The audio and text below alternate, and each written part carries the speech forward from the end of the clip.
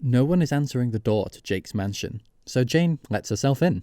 There is almost no crime on Earthsea, and so almost no one locks their door. In fact, most doors do not have locks, which has been terribly unfair to the struggling locksmith industry. Once, at John's 18th birthday, Dave Strider engaged Jane in a shockingly aggressive debate about the economy in which he accused her of supporting neoliberal corporate welfare for pointing out this exact problem, which was, well, such a baffling incident that Jane is still thinking about it at absolutely random intervals 5 years later. She has an honorary business degree from almost every university on the planet. Dave hasn't even finished middle school. What does he know about the effective and ethical rigours of corporate bailouts? Well, Jane thinks with a heavy sigh, now that she's not running for president, it doesn't really matter, does it? Jake! Jane feels rather like a princess in an animated film with the way her voice echoes up 3 flights of circular staircase. The mansion is dark and cramped. Tall, narrow halls, Gothic arches, rooms stuffed in all corners with kitschy junk. Jake has a taste for velvet paintings and faux antique candelabras, which mesh less than harmoniously with the backdrop of his paisley wallpaper. Blue light filters in from the stained glass windows on the top floor of the foyer, where depictions of cerulean sirens lounge against surprisingly tasteful modernist backdrops. Jane calls his name again, lifting her skirt so that she can climb the stairs one step at a time. From the second floor, she hears a sudden and awful noise. Boots scrabbling against wood, glass shattering, hard objects hitting the wall, and the unmistakable roar of a rifle firing. She sprints the rest of the staircase and runs down the hall. Clack, clack, clack in her expensive, but understated, kitten heels. Jake, where are you? The big oak door at the end of the hallway swings open, spilling orange lamplight into the darkness. Jake steps out, looking ruffled but handsome, in corduroy shorts and a dress shirt buttoned up to mid-sternum. There is a smudge of gunpowder on his cheek. His whole face lights up when he sees Jane. Oh, Jane! How unexpected! Are you all right? What? Of course! Why wouldn't I be? I heard a horrible noise. What was all the racket? Oh, this? Jake grins and holds up his rifle, which is still smoking from the muzzle. Just a little bit of morning target practice. He kicks the door all the way open behind him to show what's up. A circular sitting room festooned with Christmas lights and paper targets, all of which look as if they have been hit many times with bullets. There is a battle bot hanging out by the fireplace at the back, holding an armful of bottles and surrounded by a sea of broken glass. You do this inside the house? He looks at her like she's the stupid one. Well, of course, Jane. Where else would I do it? Bringing this operation outside would only startle the neighbours. Jane's mouth opens, and then hangs there for a moment as she decides whether or not this particular conversation on household propriety is even worth having. Sometimes, Jake simply cannot be blamed for the foolish things he does. After all, he literally grew up in the woods.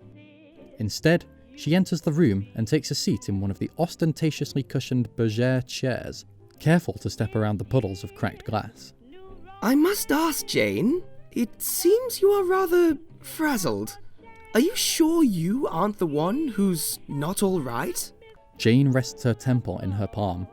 Jake grabs another of his ridiculous fake Victorian chairs by the back and swivels it around so that he's sitting across from her. Have you talked to Dirk lately? Not exactly. I would say that I have been talked to by Dirk. But the communique has certainly not been two-sided. Yes. It seems that we're in the same boat then. I haven't heard from him. I stopped by his workshop, but he was locked. If he was in there, he wouldn't come out. Dirk was the one person on Earthsea who took the state of the locksmith industry with the seriousness it deserved.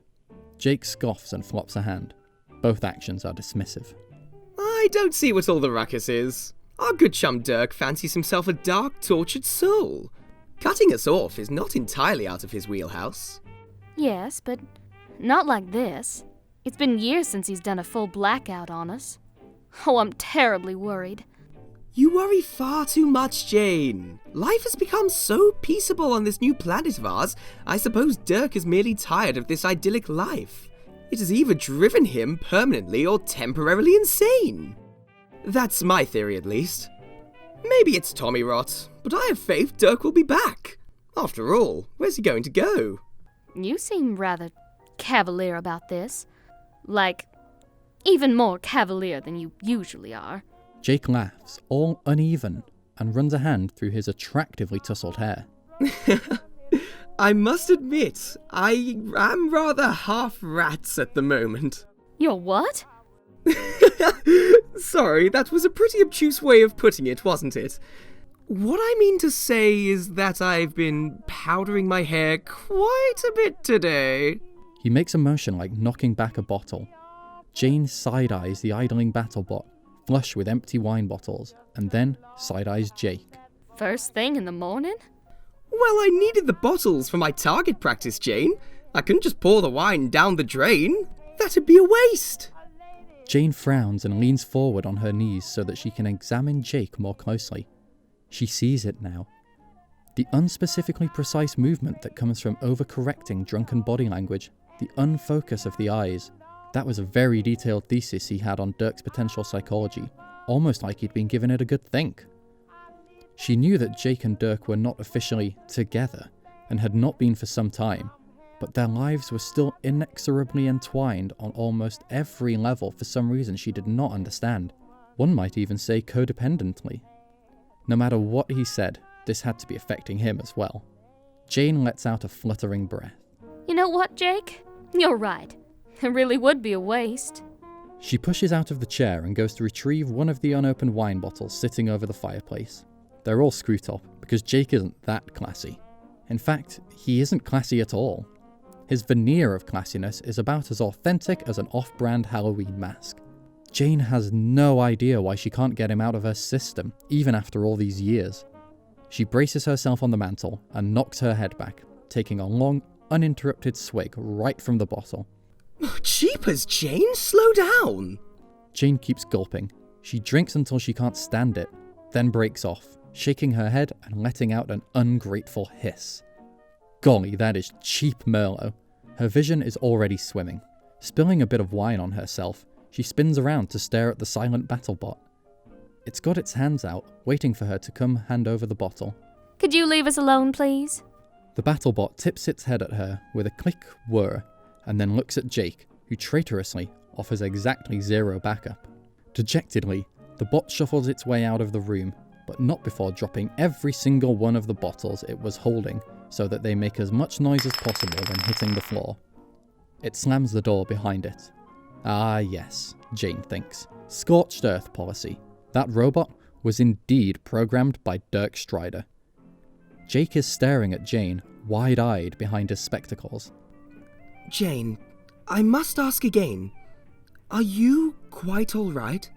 Actually, no, I am quite not. I will say, you really seem like you've got the morbs. She staggers back to her seat and takes another swig of disgusting wine. I cancelled my presidential bid. What? I was under the impression that you were awfully chuffed about that. I was so incredibly chuffed about it, Jake. But Dirk called me just before his disappearance and told me to cancel everything, and so... Jane puts her face in her hand miserably. I cancelled everything. Why, Jane, do you really need Dirk to run for president? I know that he had set himself up as your plenipotentiary, but it seems to me that you have everything you need to win the day without him. Jane looks up at Jake from between her fingers and under her bangs. Well, yes. I suppose that I could run a successful presidential campaign on my own merits, especially since Dirk and I developed most of our strategy together. But now that I've pulled out, I can't just go back and tell them that I've changed my mind. That would be so embarrassing. It'd make me look wishy-washy. I can see the headlines now, calling me a terminal flip-flopper. Also, somehow it just doesn't seem right without Dirk. Jake pries the wine bottle from her hand gently. He takes a drink from it, less gently. Dirk has that manner about him, does he not? A way that makes you feel like whatever you do, as long as it does not involve him, it doesn't count for dick. He sounds a little... bitter? Jane blinks at him. I hadn't thought about it that way. But yes, ever since I talked to him, I have felt strange. Her whole body is numb and floaty. Sure, she chugged the wine, but it's strange to have gotten drunk so fast, isn't it? Especially since she spends several nights a month drinking much harder and fancier drinks at investor dinners. Jake passes the bottle back, and she takes another drink. Strange how? Strange like you just explained. Like nothing I do matters.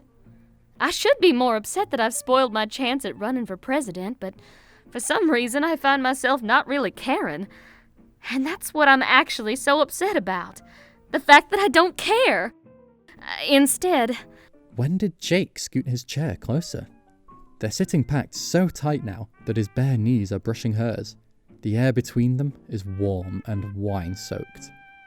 Jane takes another serious look at him, at his elegant jawline, his dark eyelashes, his handsome nose. It really is unfair that he's so good-looking, while also being so Jake? But this is nice, she thinks. When was the last time they talked? Really talked? It's been such a long time that she's almost surprised how good he's been to her right now, considering that she walked in on him in peak English disaster mode. Was it always this easy to talk to him? Maybe because of the wine, and maybe just because she wants to. Jane reaches out and sets a hand on his thigh. She leans in closer until she can feel his breath on her face. Oh, this is mortifying to admit, but I've been thinking that perhaps I've been doing the wrong thing with my life. Instead of all this business politicking I've been doing, what I'd really like is to settle down and raise a family.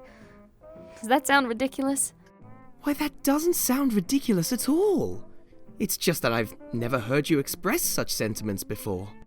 Except, of course, for that time when you were under mind control and had me trussed up in your lair as you pontificated villainously about using me as a breeding stud to create a blood lineage for your incubant corporate space empire. Oh, you still remember that? Jane, you're one of my most cherished friends. I couldn't possibly forget a single moment we've spent together, no matter how sexually uncomfortable the situation may have been. Jane feels herself turn red. Why did she think this would be so easy? Jake English was kind of a slut, true, but also, their relationship was an emotional minefield. She slides her hand down to cup his knee, rolls her thumb into the dip of the joint there, and tries to remember the drunken advice on matters of seduction Jade gave her once, when she was foolish enough to take a weekend off and go on one of her and Jake's expeditions. She can't for the life of her remember the substance of any of her lessons though. Jake is still staring at her, drunk and enraptured. She ventures deeper into his personal space. Well, Jake, it doesn't always have to be that way. Putting business first, ignoring the good things in my life, chasing profit. I'm sick of it. I think that I could be loving. I could be a good wife. For the kind of man who needs a good wife in his life. Like, say, an eligible bachelor with 100 empty rooms in his house and no one to help clean them. Who has been recently and mysteriously abandoned by his long-term companion or whatever he was. Someone handsome and lonely, and who knows me well enough that we need not fear showing each other our less savory sides, such as being drunk at 9 a.m. Oh, Jake, isn't that the dream? Jake slants close, casting a shadow over her face. His eyes are so green, and they're glittering with naked adoration. For her. It's all for her. He nudges a knuckle under her chin and tips her face towards him. Jane. He's so close that Jane thinks he might kiss her. She shuts her eyes and lets his husky wine breath wash over her face. Instead of kissing her, he says, I say this as one of your oldest and dearest friends.